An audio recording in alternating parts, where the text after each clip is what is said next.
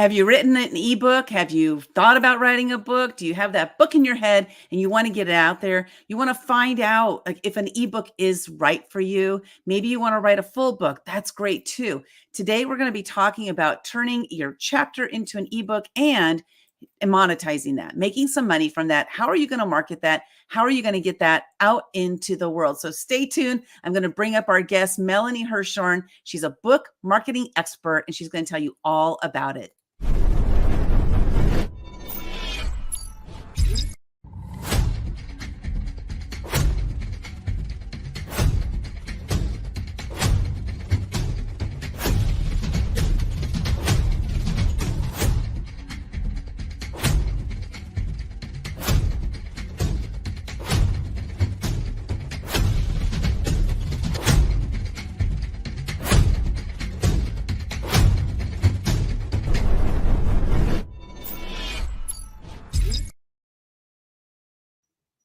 Hi, my name is Linda Sunshine West. I'm the founder and CEO of Action Takers Publishing, and we love bringing experts to you to help you to get your message out there into the world to make a greater impact on the planet. Today, we're going to be talking about how do you turn your ebook into cash. We know that you all want to make some cash, right, from that ebook. Why not?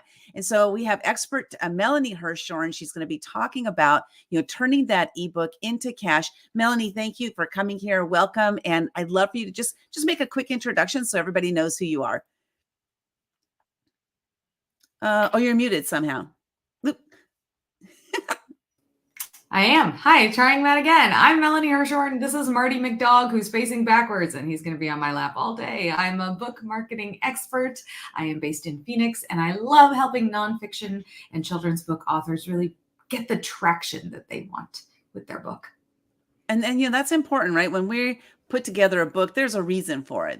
Maybe there's a burning desire inside of us that I just got to get this message out there. Maybe that's that burning desire, like I just want to help people with my message, whatever that is. There's always a reason for publishing your book and getting it out there. But now after it's published, what are you going to do? And that's where Melanie really, really shines. And we're going to be talking about, before we really get started, Melanie, let's talk about what is an ebook? What is an ebook? So why don't you give an explanation? So, we're both publishers and, so we're going to talk from our own perspectives because everybody's perspective is different. I Googled it because I wanted to see, and I saw a plethora of answers. So I said, okay, there's no one right answer. So what is an ebook, Melanie? To me, an ebook is something that exists only online for consumption in the digital realm. But I don't know that there are any hard and fast rules around that. I mean, I would say a book probably has to have more than 30 pages. Otherwise, it's more like a letter, a really long text that my mom would send me. Other than that, I think it would say 30 pages and up, but it's not something that you're physically holding on to. Okay. Now I see an ebook as an opportunity to get our message out there. So it's a completely different, it's the same thing, but in a different way, but through a digital platform. So whether an ebook is on Amazon Kindle or you're reading it on your computer, maybe it's a PDF, it's electronic, right? So it's an electronic version of your book. And also, again, it's your opportunity to get your message out there. Not everybody wants to write a full-length book. And that's where an ebook is great because you can write less pages. There's no hard and fast rule as to how many pages or how many words you have to write with an ebook. And that's one thing I love about it is that we have a lot of authors in our collaboration books that they have written one chapter. The chapter might be only 3,000 words. They can turn that into an ebook. And so that's one of the offerings that we're making. So yeah, go ahead and expound on that. Yeah, absolutely. So I think that that's such a great thing because so often you're part of a collaborative book and then you think, well, I'm only one part of it. So then if you take that and you create your own thing from it, really you can maximize the impact that chapter had by, like you said, expanding on it, publishing it as its own entity, and then creating some magic with your marketing around that. Yeah, you're going to be talking a little bit about that today, right?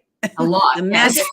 magic of marketing. Well, let's talk about this. We might have touched on this a little bit, but let's expound on this. Why create an ebook? There is a lot of pressure on entrepreneurs and business owners. And they think, well, if I don't write a 500,000 word tome, I might as well just not start. Mm, And that's not a good way to think of it, because you're just sort of shoulding all over yourself, and then you're never going to begin, and you're missing out on the beauty of being a published author. So if you start small, which could be an ebook, or a chapter, which then becomes an ebook, then you realize that it's not so scary after all. And that when you start putting your stories on paper, so to speak, that magic can really happen. it really does. Oh my gosh, when you just saying that, Melanie, it reminds me of, when I published my first solo book. It's called The Year of Fears. And about 3 months after I published it, this woman, I didn't know her, but she bought the book and she said, I read the first 14 pages and I already broke through 5 fears. That's how powerful our words are. That's how powerful our stories are. And so why an ebook? Like, why create an ebook? As you mentioned, this is a great way to get started. It's not like writing, a whole 50, 60,000 words. You can write a much smaller book to create an ebook. And so that's one thing I love about it. It's getting your message out there. Say you write 5 or 6 ebooks, then well, maybe you have the content already to write a full length book. So really kind of think of Exactly. it as a stepping stone, right? It's a great stepping Exactly. stone. Yeah. Okay, awesome. Now the next one is, how many words should your ebook contain? Now I did some searching because I wanted to find out what's the minimum that Amazon says, because I've heard varying ranges, like from 1 word all the way up to, I saw somebody said like you have to write at least 30,000 words for an ebook, and there's that. Yes. So really, what is it? I would say minimum 1,500 words, which is really small. But it's Very an short. opportunity to get your message out there. Like you said, the letter to mom, right? So what do you recommend for an ebook size? I think 10,000 words would probably be on the high end, really. So I think anywhere between 5 and 10,000 words would be a really a significant ebook. I love this answer because it reminds me of a book that I read recently. It doesn't take a lot of words to make an impact, right? It doesn't take a lot of words to make an impact. As a matter of fact, my mentor can make an impact on me in 4 words. Like, he's done this before. He's like, dun, dun, dun, dun. I'm like, oh my God, boy, did I learn from those 4 words. It reminds me of Grant Cardone. He wrote a book. It's a booklet. It's called The Millionaire Booklet. And I don't know how many words it is, but it's just a small, small booklet. It's very few pages. And boy, is that packed with amazing content. So the point is to get your message out there, And I'm to going to get add your to that. message out there. Yes, please. Absolutely, because I think that there's this sort of misinformation out there that it's like, well, if I have to keep padding my book to make it bigger and Ugh, bigger, and I need there to be enough words so that there's a spine, and I just have to keep fluffing it up. And fluff doesn't help you. Fluff is just fluff. You vacuum it up if it's coming off your animals at home. So you really, it's distilling the most important information. So that's, I think, one of the beauties of having something smaller, is that you're not trying to pad it with extra stuff that's maybe extraneous. You're really just giving the nuggets, the juicy nuggets that are really going to make a difference. yeah. And that's the point there. Make a difference, right? If you're using your book to make a difference, it's really the message that you're putting out there that is going to make that difference. By having it on our computers and sitting there, it's not doing any good. And just the opportunity to, what I love about Amazon. So why an ebook? Really, what I love about Amazon is it's the 3rd largest search engine in the world. So if you think about, you know what, I'm not going to I'm not going to put it on Amazon. I'm just going to have it as a PDF for a download. So that's a great way to do it. The thing about doing it that way is that it's only reaching your audience, the people that you're introducing to it. They're less likely to find it. However, if they're on Amazon, being the third largest search engine, that they're more likely to find it over there than they are to, like, people to stumble upon it, I should say. And so that's one reason why putting it up on Amazon as an actual ebook. So with that, let's go to the next question, which was ebook versus full length book. What's your thought on this? What's your take?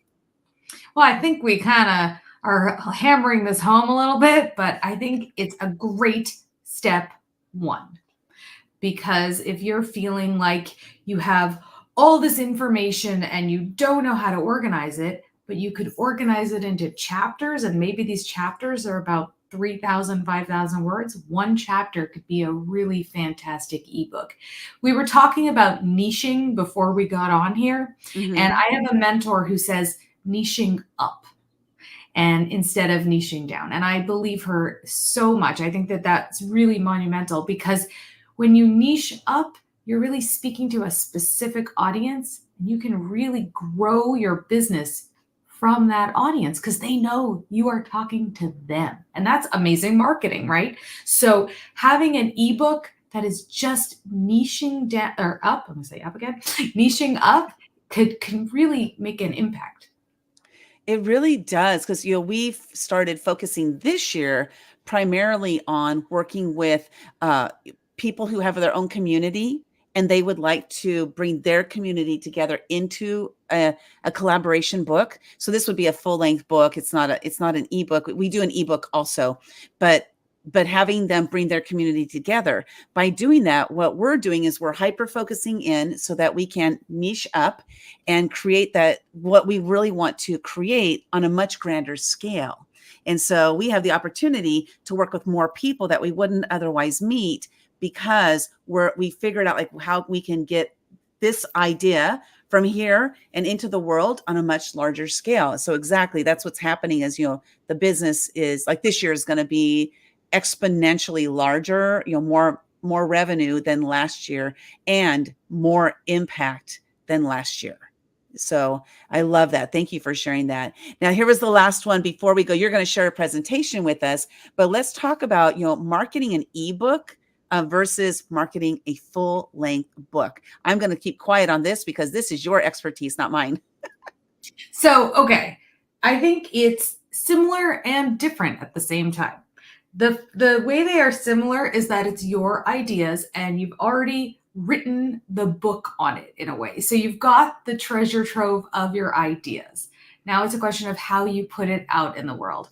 And some people may feel like, well, if my book is a PDF, I can't do, or an ebook, I can't do a book signing, for example. But I mean, I haven't done a book signing. A book signing is not a hard and fast rule. It doesn't mean you've made it when you have a book signing. Right. What makes a difference is who you impact and how it changes your business and how it changes your mission.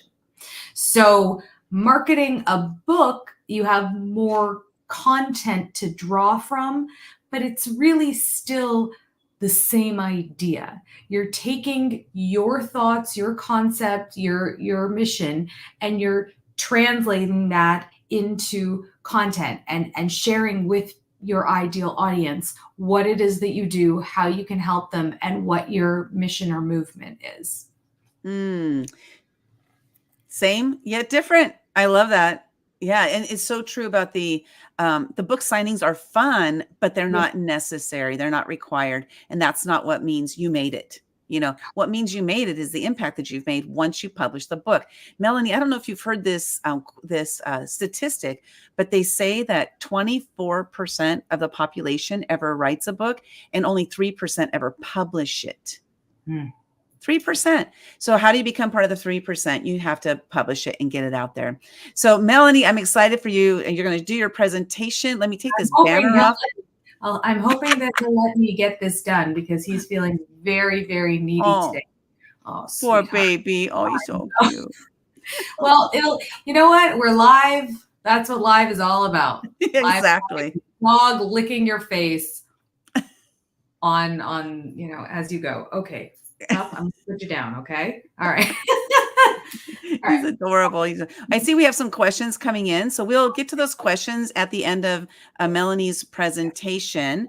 And she's going to bring up I'm going to bring it up, add your PowerPoint up here to the stage. Wonderful. And I'm going to disappear myself. And it's all you, girl. Thank you. Okay. So Marty McDonagh is going to be joining us. He's not giving up. So we'll just take it as we go. And I do apologize with tech. Canva and StreamYard got together and squished this presentation. So it's a little squishy, but it'll still give you all the good nuggets that you are hoping for. So today we're going to be talking about what we've been talking about all along, is turning your ebook into cash. So there's really one thing that's standing in between you and more clients, higher consulting fees, bigger stages, more media opportunities, and that is marketing of your ebook or your collaborative book or your signature book. But a book without the marketing is just that. It's just a book. So today we're going to be talking about the top 10 strategies for income, impact, and influence with your ebook. I want you to think about this. Everything you need is available to you right now. That's a little bit spiritual. I do dabble in that, but it is absolutely true, because everything that is in your brain is what has translated into your book, and that is available to you for marketing. So to introduce myself a little bit deeper, I'm Melanie Herschorn. I am a former celebrity publicist. You can see me there on the red carpet. It's a little blurry because in those days we didn't have iPhones and I had to take a screen grab off of YouTube. And I'm a former journalist. I have a master's degree in journalism, and I worked in radio, TV, and newspapers. And then, this somehow squanched itself and became duplicated. Yay, Canva. So I also decided, after I was laid off from the news and I was pregnant, 5 months pregnant, I thought, what can I do now? And I realized that I had this inkling to design and manufacture breastfeeding clothing, which is definitely not a normal trajectory, but that's what I did. And so, as you can see here, I had celebrities wearing it. I sold my clothes on Nordstrom.com and on Amazon and in boutiques across Canada and the US. And then I hired somebody to help me with my marketing. And she helped me drive the business into the ground. It was a very toxic relationship. She was toxic, and she belittled me all the time. And so eventually I shut it down. And I thought, well, what do I do now? I am a shadow of myself and I don't know what to do. And I looked back at my career and I realized that all along I had been helping people elevate their voices. And so now that's what I get to do every single day. One of the things that is so important to me is integrity, honesty, and support. And so as a book marketer, as a speaker, as a best-selling author, as a publisher, these are the things that I adhere to, so that people never feel belittled and they always feel like, wait a second, I can do this myself. I just need some guidance. So here's this magic equation. Publishing plus promotion equals elevated thought leadership. In and of itself, having a book that nobody knows about does not make you a thought leader. But when you start sharing all about your book, not once, but many times, all the time, we'll get into that a bit later, that is how you really stand out from the competition. Speaking of competition, there's a lot of competition. So we heard that great statistic a little bit earlier about, and by great, I mean not great, is 3% of people only ever publish. And there are other statistics that are just as, befuddling. Millions of books, anywhere between 1 and 2, are published every single year. And only, most independently published authors will only ever sell 100 books. And the number rises a bit to traditionally published authors and independents all in one. In general, all authors will only ever sell about 250 books in their life. And so how do you make yours stand out? How do you get people to applaud for you? How do you get to be on those stages? How do you get to stand out from the sea of other authors? Because there is so much noise in the online space. You probably had to wade through so much just to get here to watch me and Linda today, right? There's so much going on. So how do you differentiate yourself? It's not like with your ebook, somebody can walk into a store, pick it up, touch it, feel it, smell it, ask questions. All you have is your digital footprint. So let me tell you a story about my client. And again, this is all squished. I don't know what that is down there, but that's fine. So my client, Lynn, called me. She had an idea. That was it. She didn't have a book yet. She had an idea.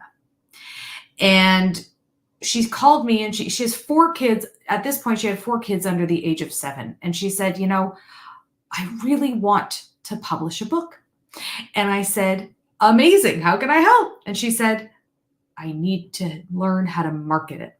I said, great, let's do it. So within 6 months, she had fully funded a $16,000 Kickstarter campaign. And now she's got several books published. And each time she publishes, she gets anywhere between 700 and 1,000 pre-sales of the book. She's launching a book next week. It's already up to about 850 pre-sales. And this is the beauty of marketing. So Lynn saw that, sure, she could publish a book, but if she didn't have that marketing foundation, it wouldn't have the impact that she was hoping for. So now let's talk about, I apologize, I'm going to keep scratching my nose because I have a dog on my lap and the fur is just flying up my face. So that's why I keep doing that. So let's talk about the strategies. Okay. So it's top 10 strategies really. And while I'm not a big fan of cookie cutter, in fact, I can't stand cookie cutter marketing, when people are like, oh, just buy these, 365 Instagram prompts and your life is saved and you never have to think about it again. No, it doesn't work like that. So these 10 strategies I'm about to give you are unique to you in that they aren't, this is what you do. They are, this is how you think about it, and you can craft it and customize it for yourself and your ebook. Okay, so the first one is the mission. And it's very easy to forget that you had a reason for writing the book in the first place.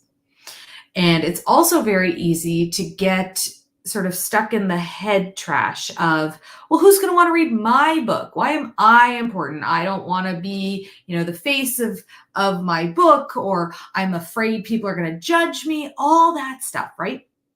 So if you go back to your mission and you remember why you wrote it in the first place, and every time you think about your marketing, you do it from through the lens of, this is about my mission and what I'm hoping to achieve. That is how you enroll people in your mission. So that's definitely step 1. Strategy number 2 is stories.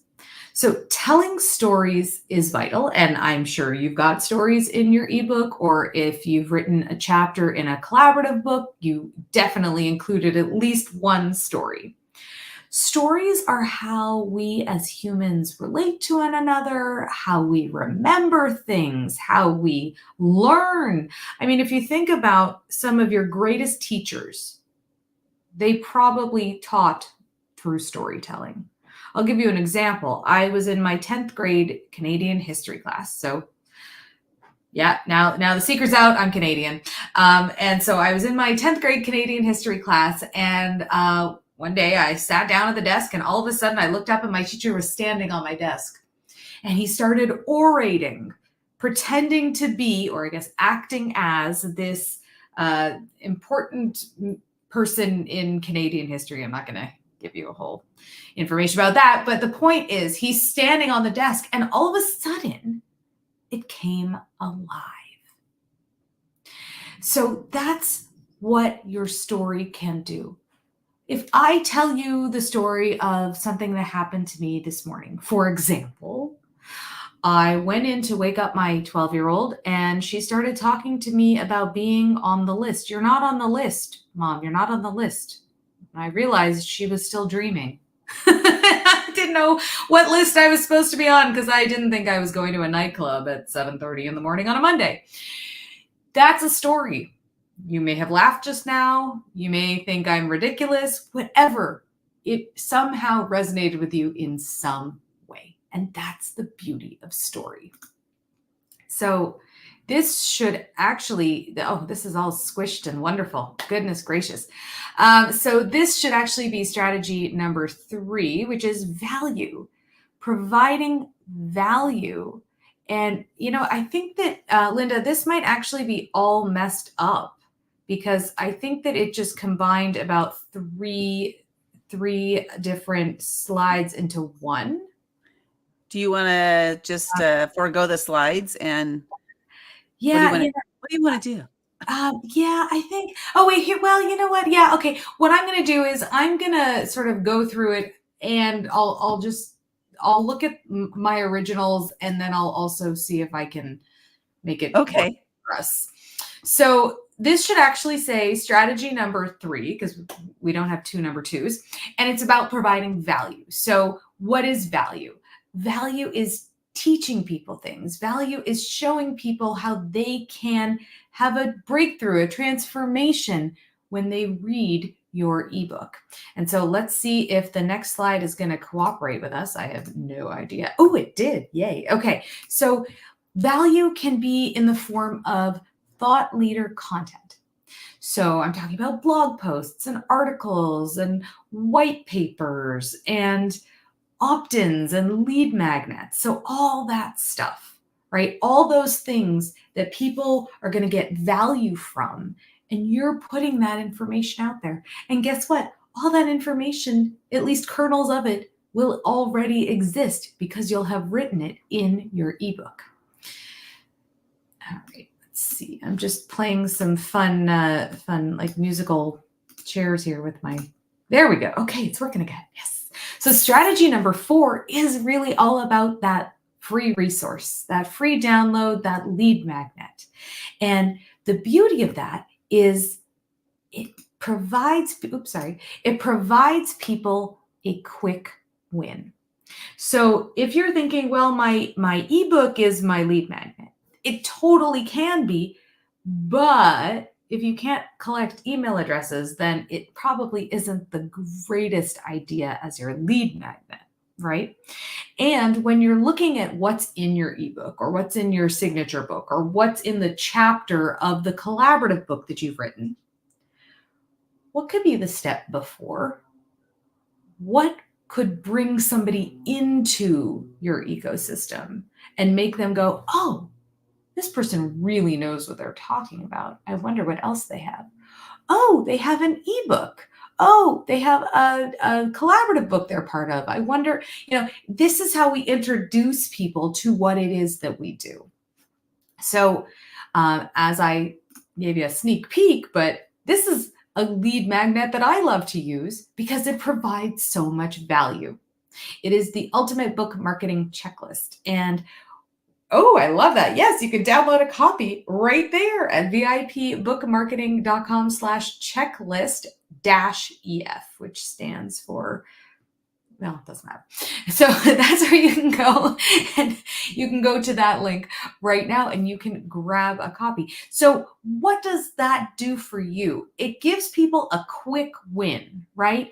So somebody they can do this checklist, or they can read your guidebook, whatever it is, and they can have a quick win and realize that, wait, this person's an expert. I wonder what else they have. And, sometimes we think, well, why can't we just give them the book? Why can't they just buy the book outright? But the thing is, people don't buy books from people they don't know. People don't pull out a credit card and pay $17.99 on a whim necessarily, unless they're standing in a physical store, right? And we don't have that going for us. So that's why this lead magnet is a vital component for growing your brand. So strategy number 5 is really about engaging with your audience. And when you're engaging with your audience, what does that even mean? It means you're not just posting online and walking away. It means you're having direct message conversations. It means that you are thanking people for liking your posts. It means you're commenting when other people comment. It's that back and forth and that reciprocal relationship. That is how you grow your audience and ultimately your wallet, because people will get to know you and they'll like you and they'll trust you. And trust is so vital. And that's when they take out their credit card. I want to say something. Don't post and run. There we go. Exactly. Don't post and run. 100%. And when people are they become invested in you. I want to tell you a quick story about the trust. Okay. So you hear marketers say, know, like, and trust all the time, but what does that even mean? So about a year and a half ago, I did a launch, and it was for a program that I was going to be running.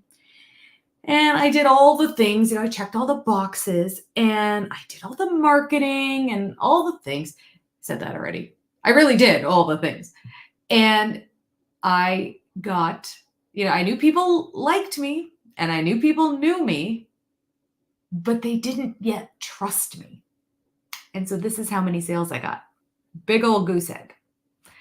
So, marketing is not an exact science. It is about going back and reviewing and tweaking and seeing what worked and what didn't work. And I realized that trust element was really missing. And so I can't underscore it enough that people have to trust you. And one way that they trust you is A, if you help them get a quick win, and B, if you consistently show up and you reach out to them and you are it's not just a one-way street. So strategy number 6 is email marketing, because the truth is we're broadcasting out on my Facebook group. Hopefully it's working. The truth is we are just parking our cars in the metaverse parking lot, and we are hoping not to get towed. Email marketing is definitely very much alive, and we do not have control of our social media. We don't own it. We do not own our social media followers. If you tried to get on Facebook last week, or I guess it was 2 weeks ago now, if you tried to get on Facebook 2 weeks ago and you couldn't get in, and it kept saying reset your password, and you kept trying and nothing was happening, that happened to me and about hundreds of thousands of other people, it's because we got locked out of Facebook momentarily. And that's true. At any moment, you can not have access. So what happens? That's why having an email marketing strategy is so important, because you own your email addresses in your address book. Of course, people can unsubscribe, but that just means they are not your ideal client, your ideal reader. So email marketing is a vital strategy to include. And how often do you have to send emails? Well, I say enough to keep yourself top of mind. So if that's twice a month or, once a week, that's a wonderful goal to have, because email is really a way to keep you top of mind. Email is very intimate. People check their email in the bathtub, on the toilet, first thing when they wake up in the morning, last thing they do before they go to bed. And when you send an email, it's not, hey guys, I have this one of my best friends in the whole world. Her voicemail on her phone used to say, hey guys, I can't come to the phone right now. And every time I heard it, which was a lot, I would laugh because there's only one person calling her at a time. And that's the same thing with email marketing. There's only one person reading the email at a time. Whereas social media, you're scrolling and you're just hoping, you don't know who's going to see what. Email, if they see it. Strategy number 7 is a very important one. And I know Linda's going to love this one because it's collaboration. And that's why collaborative books are such a beautiful thing, because you get to help leverage other people's audience. All the authors get to work together and support one another. And it's a really amazing thing. So when you are talking about an ebook, though, how do you use collaboration to grow and to market it? Well, think about a giveaway. If you get together with other people who are in the same genre as you, or who are, maybe you're all business coaches, but you serve different audiences. Or maybe you all have different kinds of businesses, but you all serve the same audience. So those are great ways to collaborate with other people and to grow your network and grow your audience. Strategy number 8 is really about leveraging your book and leveraging other people's audiences. So other than the giveaways that we just talked about, podcasts. Podcasts are such an amazing way to get the message out about your ebook and to know that the people listening are already ideal readers, because podcast hosts work very hard to create audiences. And so if you know that their audience is the perfect reader for your book, you want to be pitching yourself right away. So strategy number 9 is something that I don't think people talk about enough. And I want to really underscore this. Credibility. This goes back to that trust thing, right? So how do you show credibility? Well, if you've published your ebook on Amazon, then all it takes for credibility is reviews. And reviews really go a long way, because I don't know about you, but if I come across a book and I don't know the author personally, and this book has no reviews or one review, I'm not going to buy it. That's just human nature, right? A crowd draws a crowd. So if you have reviews, all of a sudden people start saying, oh, well, these people liked it. I'm probably going to like it too, and I'm going to get a copy as well. So that's why credibility equals reviews. Number 10, strategy number 10. Okay, we made it to number 10. Strategy number 10 is about taking action, but taking action consistently. Because, okay, I like to say, this is funny.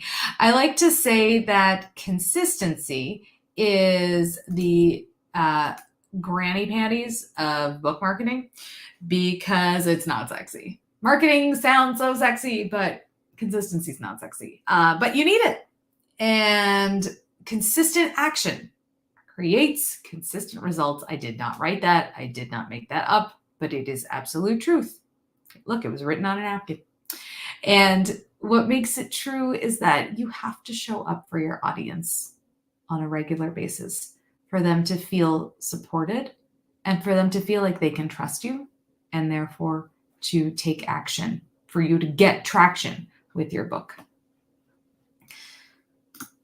So, speaking of action, what is one action that you are going to take today? I would love for you to post that in the comments, because it's so fantastic when you think of this, just one thing, and you put it to work.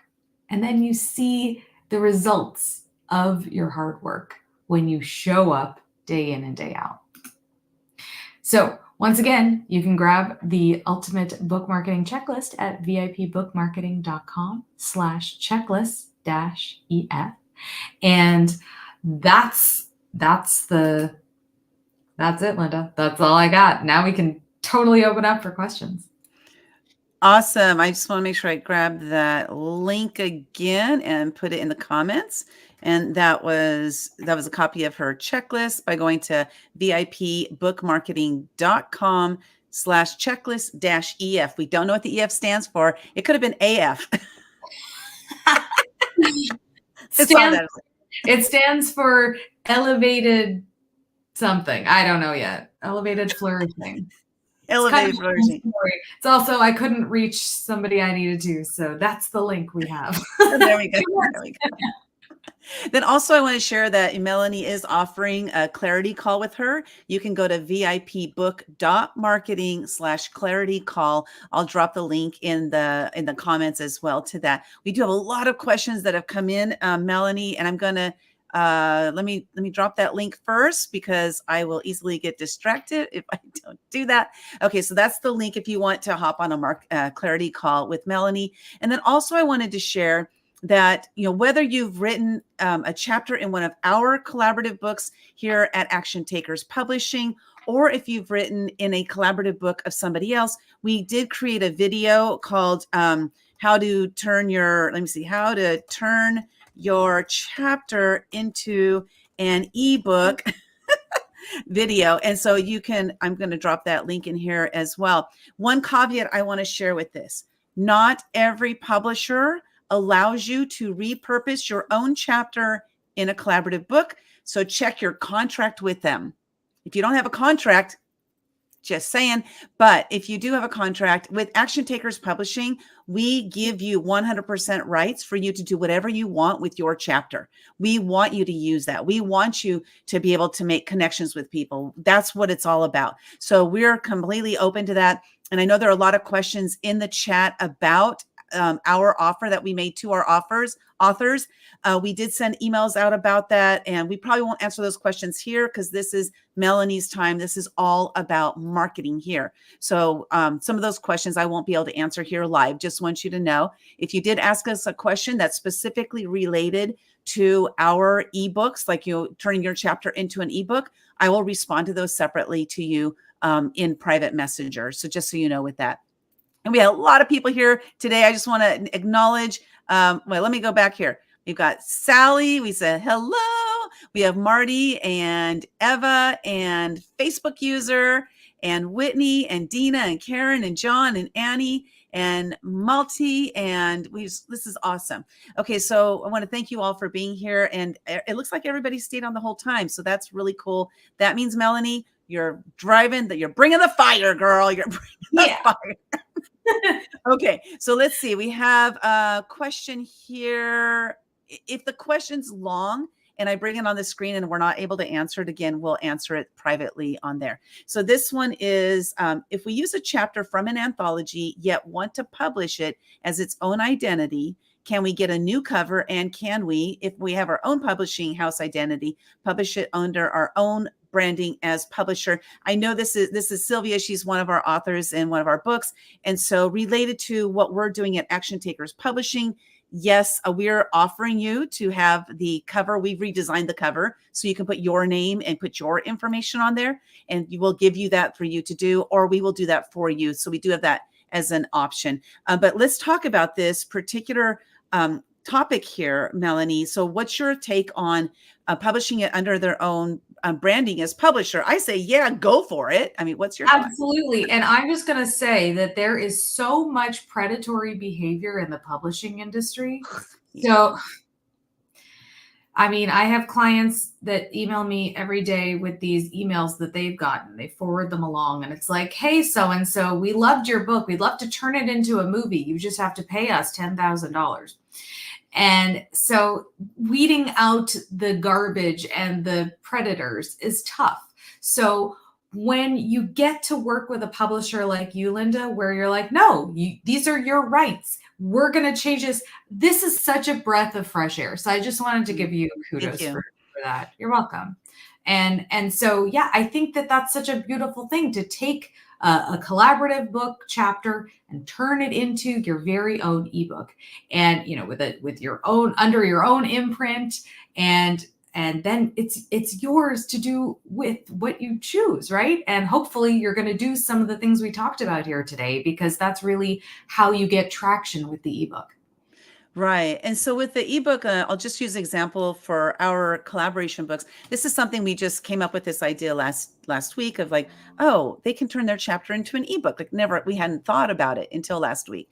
And so we said, let's take all of our cover designs. Let's take off the author's name. Let's take off the subtitle, and let's just leave the title, because the subtitle could be their chapter title. If they want, they can name it whatever they want. They can do whatever they want with it. Or you can create your own cover design. That's also an option. Maybe you didn't really you don't really think that the cover that we have designed is a perfect fit for your story. And that's okay. I hold nothing, I hold on to nothing related to this. I want you to do what's best for you so that you can, use it as that marketing tool that, most books are intended to be, as a marketing tool. Is that right? Or is that right, Melanie? Absolutely. Your book is the best marketing tool you have. I just want to call out Sylvia Becker-Hill. Try that link that I just put there. It should work. And if it's not, please just let me know, because here I am and I'm happy to get a clarity call with you on the books.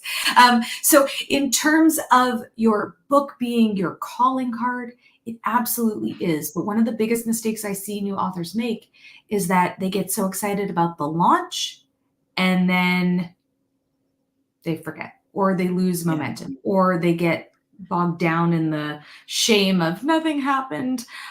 Now what? And so that's why so often I work with authors who published a year ago. And they say, okay, this is my book and I have to make it work. I'm ready to do the work now. So that point, it's not too late. It's right? never too late. It's never too late. It's literally never too late.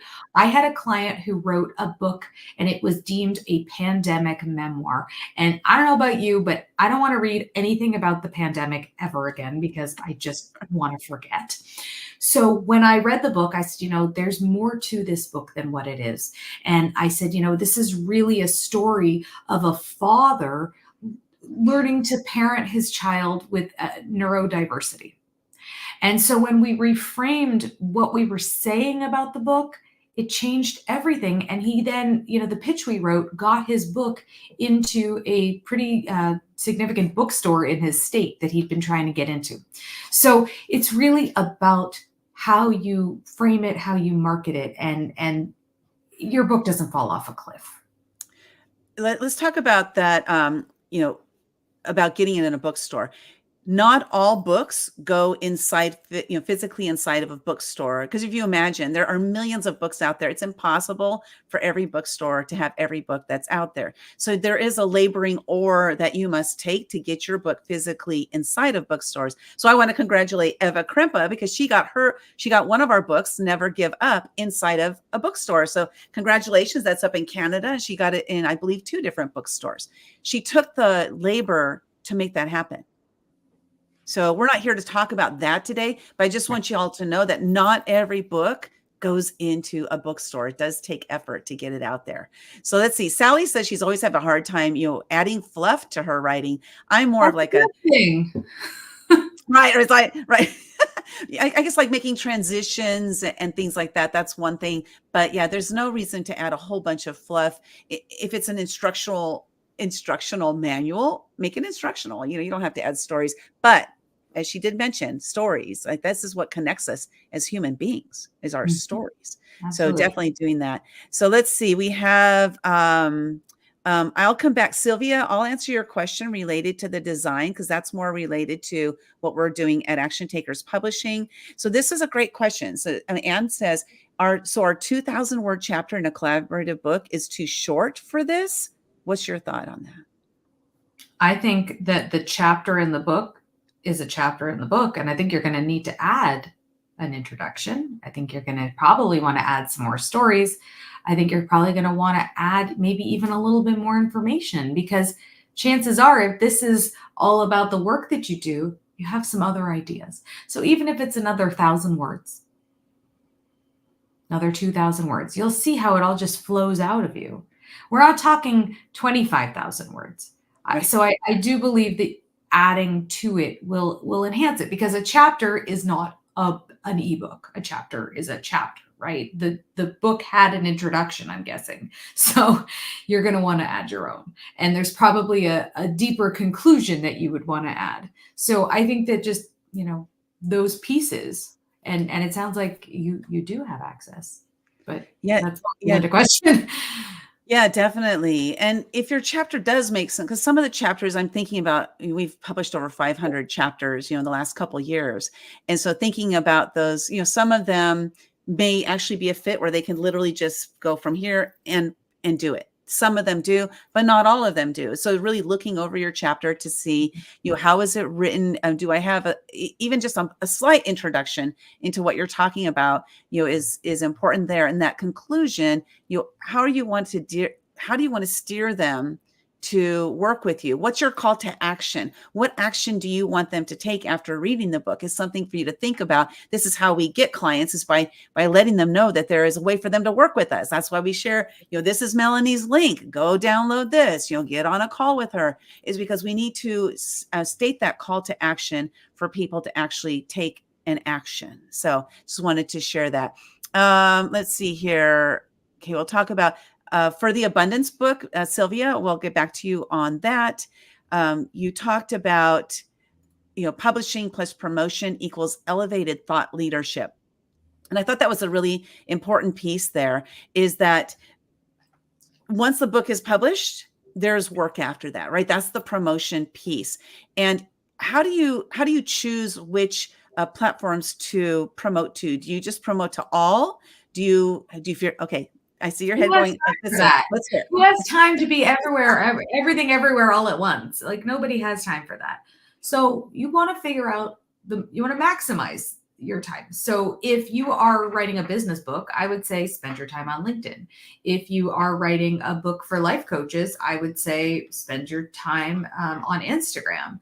And so you really want to be judicious about where you are promoting, because people think, well, I just put it out there, so it's going to work. It doesn't quite work that way.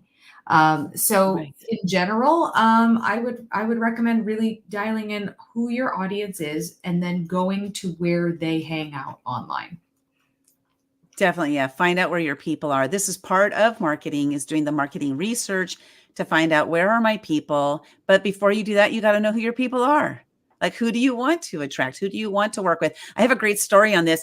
When I first became an entrepreneur, I was like, I want to work, because I was in corporate for 36 years. I had 49 jobs. And then when I finally got out, I was like, freedom, You started when you were about 10 years old?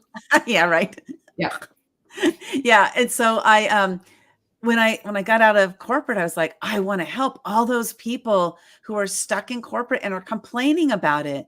But then I realized that a lot of people just want to complain.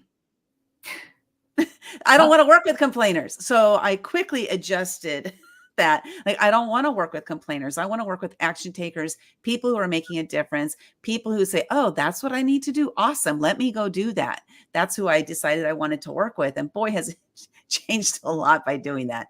And I gotta say, the fact that you named your company Action Takers, you're calling in. I mean, it's brilliant marketing. Thank you. Calling in, you're welcome. You're calling in the people who identify as that, because complaining people who are happy with the status quo are not going to be attracted to action takers. They don't identify as that.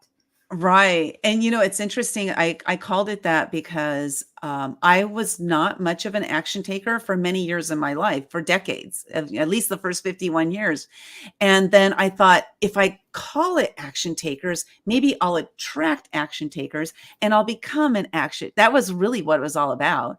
And it's big time. Boy, has it morphed into that. I'm taking action all the time. I love it. It's so much fun. You get a lot more results when you take action. Amen. Exactly. So let's see. We had a question that Anne asked. Oh, she's asked, "Where's the info for the ebook sales page?"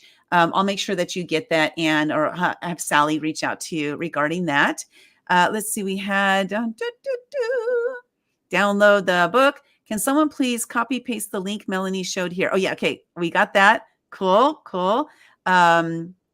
The engaging on social media, let's go back to that a little bit, because I popped in, I said, don't post and run, because that's what a lot of people do. And I'm speaking from my own experiences, is when I first got started, I thought I had to post more, post more, and then just kind of keep moving forward, because I felt like I was moving backward if I was going back to comment and do all that stuff. So speak from that perspective, the importance, the value of us actually engaging on social media. Okay. So, oh gosh, I have so many answers. I have to try to distill this down. Okay. So No fluff. no. When you engage with other people, they feel seen. That's really all we want, is to feel seen in life. We want to feel seen. And when you feel seen, you take action and you buy whatever, because it really resonates with you. So that's one reason. Another reason is, if you put in the effort, people we can't help but reciprocate the effort. So when you are commenting on my stuff, I'm going to feel so happy that you did that. And then I'm going to respond. And then you are going to feel so happy. And then you are going to respond. And that is how a relationship is formed. This happened to me on the weekend. This gentleman saw me speak at an event last week, and he sent me a cold message on LinkedIn, and he said, I just wanted to tell you how great I learned all this stuff from you. And I wrote him back. I said, thank you so much. I'm so happy that this resonated, and congratulations on your book. And he wrote back like, he was surprised that I even read it, and then I responded. I mean, we know what happens on LinkedIn, right? LinkedIn is a whole lot of people who sell you crap that you don't want, but that kind of thing. And so it's very possible that down the line, this man is going to go, and actually, you know what he did? He said, I am going to get a copy of your book because I want to learn more. I'm sure it's going to be very helpful. So all it took was for me to respond to that message. And then he said he's going to go buy a copy of my book right there. So that's the beauty of it. Yeah, definitely. I love this. What came to mind was the saying, well, there's one saying, a giver's gain. Another one that, give to give, don't give to get. Yes. And when I'm on social media, I'm always thinking about how can I comment for them or provide some value for people, rather than looking at how can I get this person as a client, or how can I get them to do something for me? Because the more I give, first of all, the better I feel about giving, because I am a giving person. And so the more I give, the better I feel. But then also, if it can help them, and like you mentioned, like they just want to be seen. If you're answering their questions, or somebody does a post and nobody comments at all or likes it, that can feel a little demoralizing. So a lot of times I'm the first person to comment on something, even if I don't even understand the question, Well, you are definitely different than most people. And I love that you go in that way. That's really kind of you. Thank you. Well, I look at it from that perspective, because I've had so many times where my voice wasn't heard, and that's when I shut down. And so at 51 is when I started to discover that I have value, and that I have a voice, and I started sharing it. And it was that process that I got to that helped me see how important it is for us to share our voice. And so if nobody comments and that person shuts down, I mean, imagine that person might have some value in there that they just don't know how to share yet. And that was me. That was me 100%. So I want to be that person that encourages them to, keep posting, keep putting your messages out there, get it out there. So, but this isn't the Linda show. So let's go back. Okay. So John says he knows of a great podcast. Do you know what podcast he's referring to? Because I don't see him commenting on it. His own podcast. What's it called? Do you know? Yes, I just have to look it up because I don't remember titles of things, but I could tell you. Okay, good. While you do that. The Book Leads Podcast. The Book Leads podcast. Go check Yeah, it out. Go check it go, out. If you're go check. looking for guests, John, I'm open. Okay, let's see. She got the checklist and scheduling her clarity call, which is awesome. And then she was having Um, trouble, but I will have to somehow get in touch with okay. her. I'm not sure why the link isn't working because I know other people checked it and it was doing its work. So Okay. Okay. Awesome. Well, we'll make that happen. Hello. Hello. Melanie, oh, there we go. Okay. Thanks for the there's a marvelous. whole thing you can skip over in the comments. That one works. Okay. So I must have posted the wrong link is what No, happened. it was probably on my end, but it's Okay. yeah, it's the real ones. They're there in the like yeah. Yes, yes, awesome. And then this one, Eva, she's the one who got the book Never Give Up inside of bookstores, and she's also working on a collaboration book with us now where she's heading it up. She's the curator, bringing people in. And so, Awesome. just like these relationships, right? They start wherever they start, but where are they going to go? We never know what's going to happen. And this is what I love about the collaborative space is because it's an opportunity for authors to connect with other authors inside the book. And then we also offer opportunities for them to connect with authors out in some of our other books as well. So it's just, great opportunities there. Let me see. Will we all get the info as well? Not sure what you're referring to there, but let's just say yes. Okay, let's see. Here's a good one. Okay, regarding categories of ebooks, I would like to design colorful ebooks on Canva, which would be too expensive as prints for buyers. I want to add active links to videos and opt-ins. Imagine book as entry piece into bigger courses with lots of journaling prompts and exercises like an e-workbook. Please comment on this category and how well they sell or not. What's your thought on that? Well, I think that it's all about the marketing because you Mhm. can put it up there. And yeah, printing a colorful book is expensive, but a PDF is not expensive because you don't print it. So but it's really all about definitely the categories, but only if you're doing Amazon ads. I think that if, outside of ads, we're talking about things that you don't pay to do, organic marketing, it's really about letting people know it's there and perhaps including it as a gift as part of your course when somebody signs up. If people, Mhm. that could be a great way to use that as well. Another great thing too is, as Sylvia mentioned there, is that because you can put links inside of your ebook and people just click on the link and they Yeah. go right to it. So including downloads, including we have one author that I was talking to her about her ebook, and she has a lot of videos that she's created. And so I recommended, I said at the end of each chapter, say if you want to watch more about this, click this link. And she does like yoga and meditation and stuff like that. And so it Yeah. makes total sense for her to send people over to her YouTube channel to Yeah. watch those. Well, let me But actually say yeah, one thing. It's I would be remiss not to. Having all this stuff behind, and I'm going to say paywall, but I don't mean people have to pay. I just mean it's a way for you to collect email addresses and grow your email mhm, list. So, for example, when people go to my book, or not go to it, but they purchase it, they have the opportunity to go and get extra stuff that I've created. And all they have to do is sign up for it. It doesn't cost anything.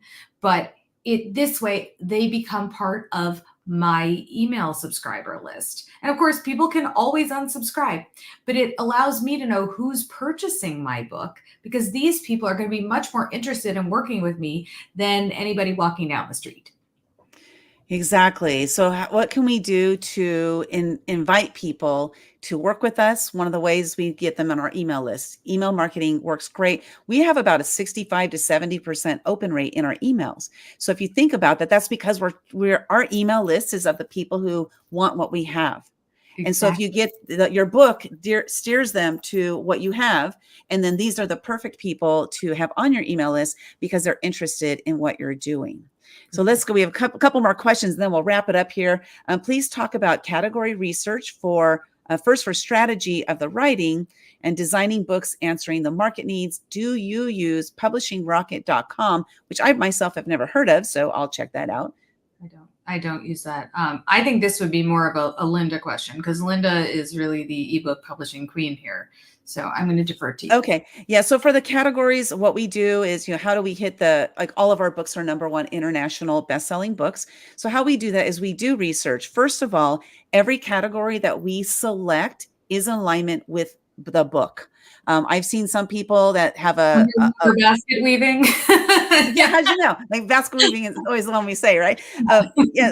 So they choose basket weaving, even though it's a self-help book. Okay, maybe basket weaving can be self-help, but it's really not in alignment with the message. So that's the first thing. So there's over 1,500 categories on Amazon. How do you choose the right categories? You can select up to 3. I heard somebody the other day say you can select up to 10. I don't know how they do that. I haven't seen that as an option. I only see 3. And we've done Ingram Spark, and we've also done Amazon, and 3 is the maximum I've seen. So, but I will share with you how you can do 10 categories in just a second. So choosing the categories, really want to make sure they're in alignment with what your message is. You'll see that some categories have a lot. It's really hard to become #1 in those. It's not as hard to become best-selling, but it's hard to become #1 because maybe let's use like entrepreneurship as an example. So the person #1 for the entrepreneurship category, it might be also #1 overall of an entire Amazon. So what you want to do is you want to look for categories that when you go see who the #1 is, what ranking are they overall on Amazon? So if they're ranking, say, 10,000 or lower, or even 2,000 or lower, this is a category you probably don't want to go into because your competition is stronger. So really, it's a lot of research. We spend a lot of time and energy on that, which we don't have time to go into that today, of course, but it's a lot of research. It's a lot of research. Let's see here. John's getting a lot of people on his show, which is amazing. Yes, John. Yeah, we want to get on your show, John. 10 categories was years ago. See, so the person who I heard it from, and it was just like 2 weeks ago, so they're not up to date on what's going on. However, I want to share this, that one of our books, we actually hit #1 in, I think it was 12 categories. How did we do that? Well, we did that by once a category hit #1, I went in and I changed it out to a different category. So that's one way to do that as well. There are little tricks you can do. We all want to be on John's show. John, drop a link to your show so we can go listen to it, and then I'd love to be on your show. Okay. So cool. with that said, I think we made it through all of the collaboration, guys. Remember strategy #7, collaboration. This is my favorite. Yeah, it's my favorite. Well, Melanie, I met you. It would be your favorite. Right. Well, I met you through you being on one of our summits, I believe. I think that's how we met. I think, yeah, I found you on LinkedIn. I was like, I need to know you. Oh, thank you. Thank you. I must have been putting out the right information for her to want to know me. And then we had her on one of our summits. And then here we are today. She's like, I'm a book publisher. You're a book publisher. Let's do something together. And so here we are sharing this knowledge. And there's a ton of information about collaborative space, about getting your ebook out there. And we just want to make sure that you do it the fast, fun, and easy way, because that's our mantra. And then to make the most benefit from it for you and for your readers. How can you get them to work with you? This is one of the things that I highly recommend every time I hop on a call with people, is how can you use this as a tool for people to see who you are, what you're all about, and to work with you, because it's when they work with you that you're able to help them to make a greater transformation. And so what is it that you need to do? That you need to hop on a clarity call with Melanie and get in there and see what it's all about. Let me put that link. Oh, the one I have is wrong. Yeah, apparently so. So here I can just, this one is like the back end non-fancy version, but it works. I don't know if that's clickable. Is it clickable, you guys? Yeah, is it clickable? That's terrible. I can give you the other one here. Hey, if it works, it works. That's what we want. We want whatever works. This one should work. Let me post this one. Okay, we're gonna do another one. I lost So make sure you hop on that call with her.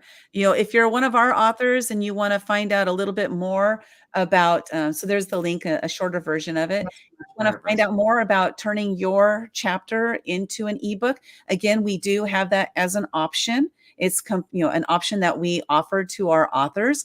And if you're in an ebook, if you're in a book with somebody else, a collaborative book, and you want to turn that chapter, please reach out to the publisher. Find out if you can do that. We don't want you to get in trouble. We're not here for that. But I will share that at Action Takers Publishing, you get 100% rights to do whatever you want with your chapter. So these are the books that we publish ourselves. And this is an option that we have made available for all of our authors. Even when we're working with somebody else to put their book together, we have, as of today, March 25th, 2024, all of the books that we have published that you can turn your chapter into an ebook and do whatever you want with it. Melanie, final words for today. This has been awesome. I know. Okay, so don't feel overwhelmed today. There was a lot of information. It's small steps that really make a difference. And one piece of advice is not to do it alone. Because when you work with somebody that has done this for dozens of authors, hundreds of authors already, you know that they know what they're doing. And the number one sentence I hear from new authors is, I don't know what I don't know. We know what you don't know. And we are happy to share that information with you. And, whether I'm a good fit for you or not a good fit for you, I'm here to support you no matter what. So I just wanted to let you know that. Awesome. Thank you for that. And I just want that last piece there, as you said, whether I'm a fit for you or not a fit for you. This is why two publishers can come together and do a presentation like this together, because we're both completely different personalities. We offer different services and we are able to complement each other, because we also know that Melanie will resonate with some of you and I will resonate with others. And maybe both of us will resonate with some of you as well. And maybe neither of us resonates. Exactly. There's that know, like, trust factor, right? We're out there, we're getting our messages out there and making an impact. And that's what's really important for us. So I want to thank you all for tuning in for how to turn your ebook into cash. Please reach out to Melanie, hop on a clarity call with her. If you want to learn more about, if you're one of our authors, you want to learn more about turning your chapter into an ebook, please reach out to me or Sally. An email went out about that and you can check that. Otherwise, just reach out to us and we'd be glad to hop on a call with you and share with you everything that we can. So Melanie, thank you so much for being here. Truly appreciate you. And let's hear something from one of our authors, Amy.